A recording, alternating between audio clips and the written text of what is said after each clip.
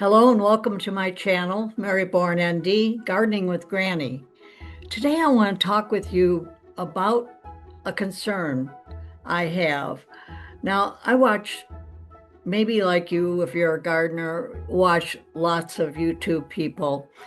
And some of my friends have been dealt some issues that I feel are not known well. Um, it depends on what you watch as far as um, news and that. But this should be headline for everybody as far as I'm concerned. There are people that depend on their gardens to feed their families for the year.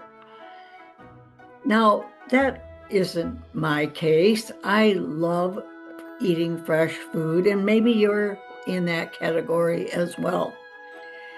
But I want to talk with you about the Three Rivers family. And basically, they are a family of 9. They depend on their garden for their food.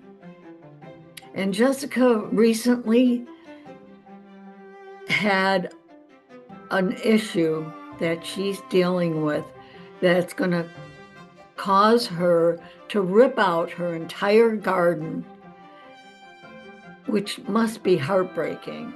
So if you want to go and hear her story, go to Three Rivers Homestead.com. I will link it in the description below. She was a victim of herbicide drift. Now, I'd heard about, farms that spray, and I've heard about Grazon, which is any in the grass family are affected by the Grazon. And if you want to know if Grazon is in the area, you can plant a little patch of corn and a little patch of beans.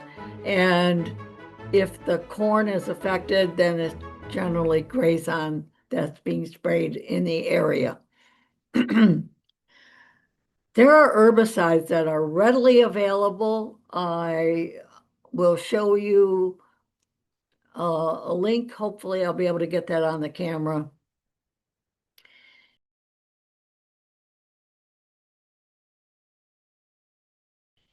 And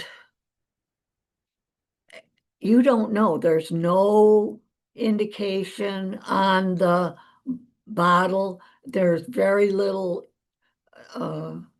you can spray this, it will take care of that.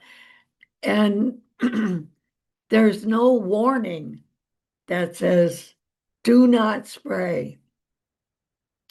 So if you spray any of these herbicides at night, which they usually tell you to do when it's cool, then in the morning you have evaporation occur. So during the night, dew forms.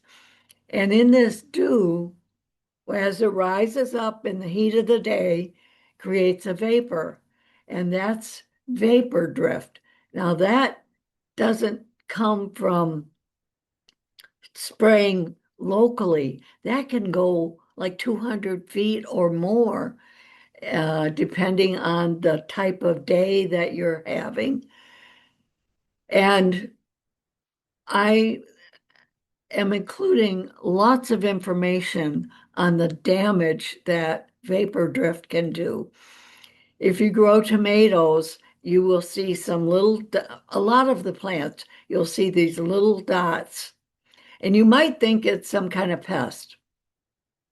But you examine the leaf and you don't see any pests, and the leaf curls and it's all malformed.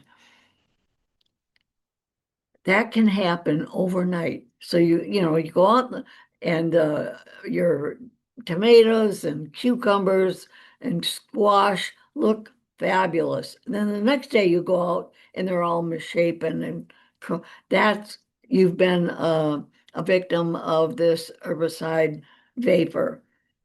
So I just wanted to come in and talk to you about this because nobody's talking about it.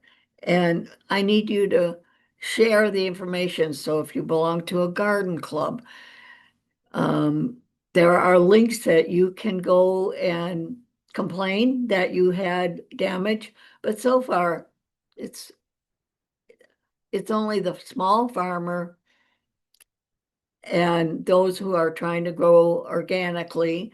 But this has the potential of ruining 50% of the vegetables and fruit that are grown in the United States. So it can be very scary. And what we need, first of all, is to let people know don't buy it. So you can boycott. That's one way of eliminating the situation. You know, there's nothing like old-fashioned digging and getting rid of the weeds rather than having to spray some chemical that stays in the area. Now, the problem is that the EPA does not tell you that these are dangerous. They don't even tell you that they're under investigation. But if you look up herbicide vapor damage, there are areas in Google that will come up and tell you about it.